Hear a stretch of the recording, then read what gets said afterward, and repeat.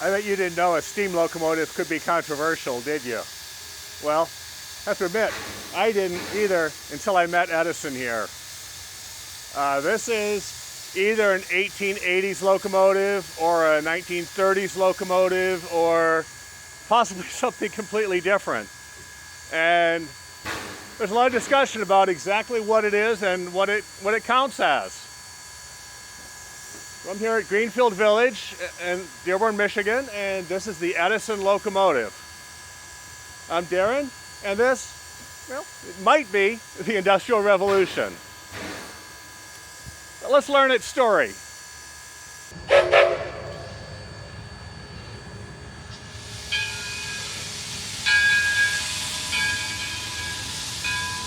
I want to start off by saying that this is a beautiful, standard gauge steam locomotive, no matter its origin story.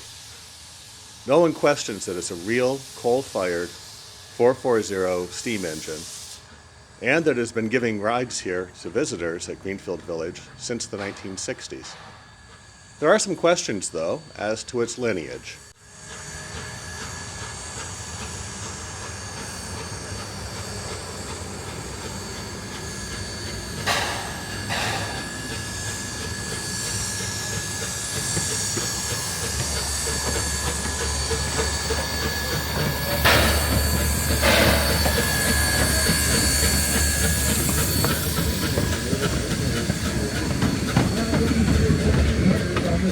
So let's start with what I think probably happened.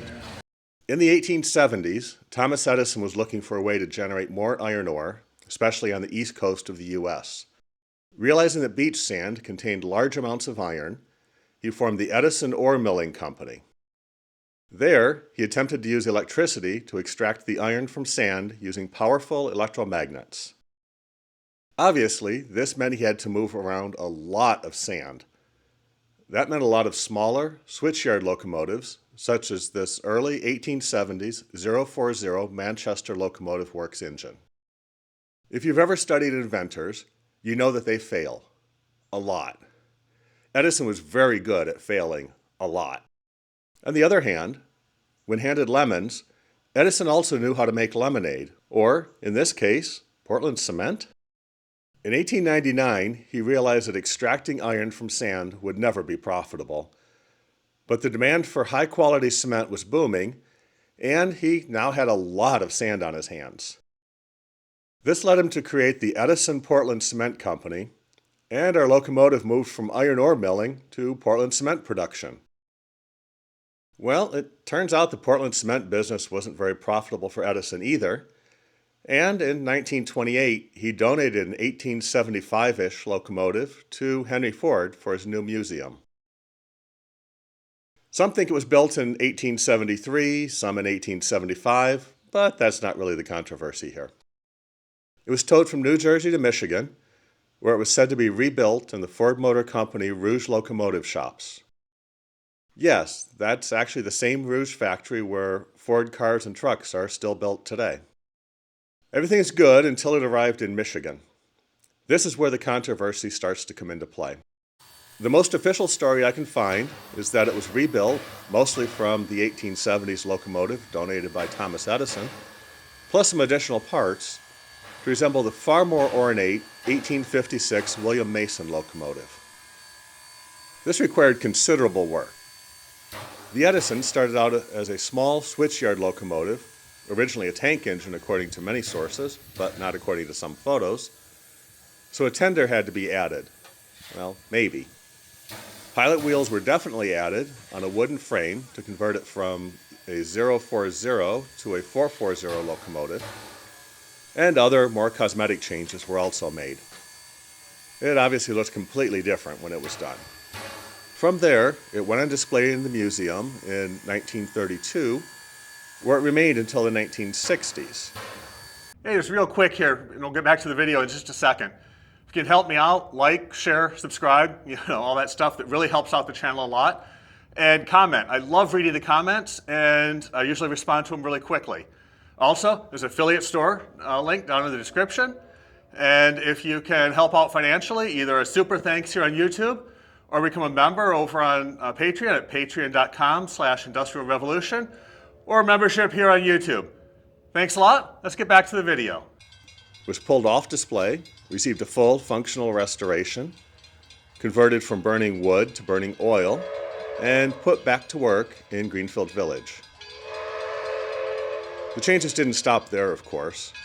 In the 1980s, Edison was converted from oil-fired to coal-fired. In 1994, it had more changes, replacing the wood pilot with a steel pilot to hold the wheels, and it also got a new diamond stack to replace the balloon stack.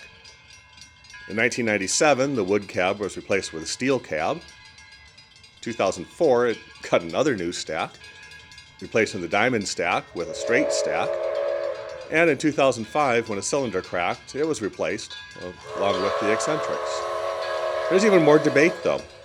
Some people claim that the 1870s locomotive from Thomas Edison actually went somewhere else completely, although no one actually seems to know where that was, and that today's Edison locomotive was actually just thrown together from a bunch of spare parts laying around the Ford Rouge shop. So what's the real story here?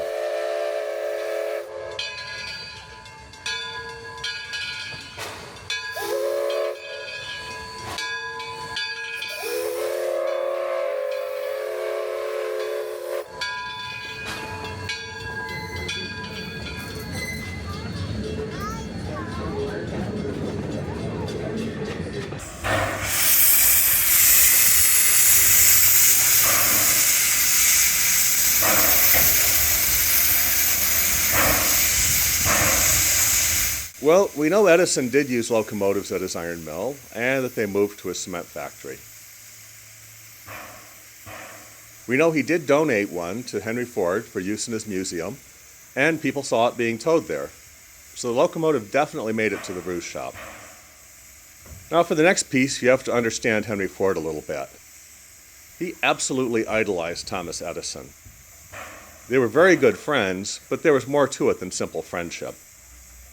If Edison donated a locomotive for Ford to put on display, it was going to be on display. Henry wouldn't scrap it or part it out. It was going on display.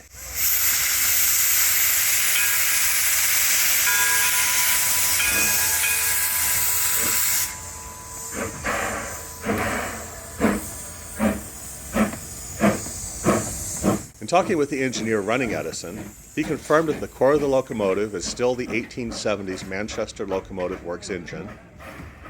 Oh, I got a little known fact for you to put in your video. Yeah?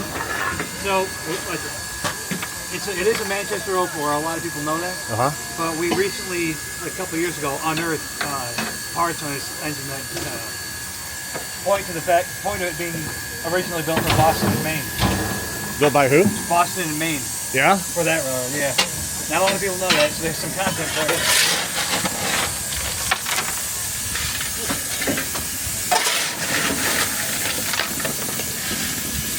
Now, in every restoration or conversion, you make changes. If parts fail, you look around the shop to see what's there that you can use before you try fabricating something new. If you had to add a tender to a tank engine, for example, you grab one from another locomotive, or you fabricate a new one. The Rouge shop was easily big enough that, if they didn't have a suitable tender laying around, they could have easily made one. New parts were definitely made in the process of this restoration. So in the end, is this a historic 1870s Manchester locomotive with a strong history, including both Thomas Edison and Henry Ford? Or is this a 1930s Frankenstein made up of random parts pulled off the scrap heap? In a way, this is a bit of ship of Theseus problem, and that actually comes up a lot in historical preservation and restoration work. Think of it like a car. If you bought a 1960 Mustang convertible new, and your transmission failed in 1970, you replace the transmission with a new one. No big deal. The next year you blow the engine, and since you really like the car, and now it has a new transmission, of course you replace the engine. Over the years you have a few minor accidents, plus some rust, so many of the body panels have been replaced. You've replaced suspension parts, exhausts, electrical components, upgraded the stereo. At what point does it stop being a classic 1967 car and actually become something else? Let me know what you think, but in my opinion, it's still a 1967 car, and Edison here is still an 1875 locomotive.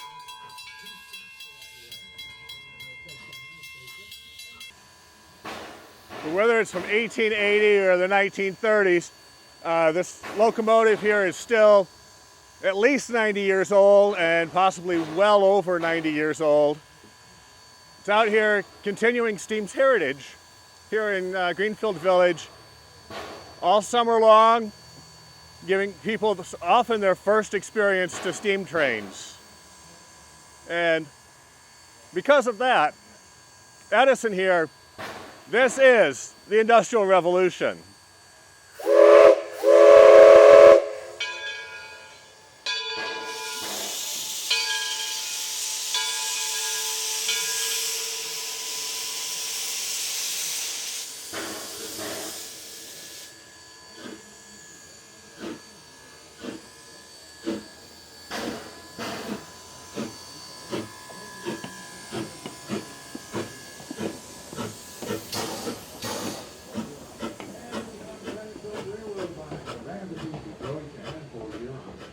This is typical small-town depot building.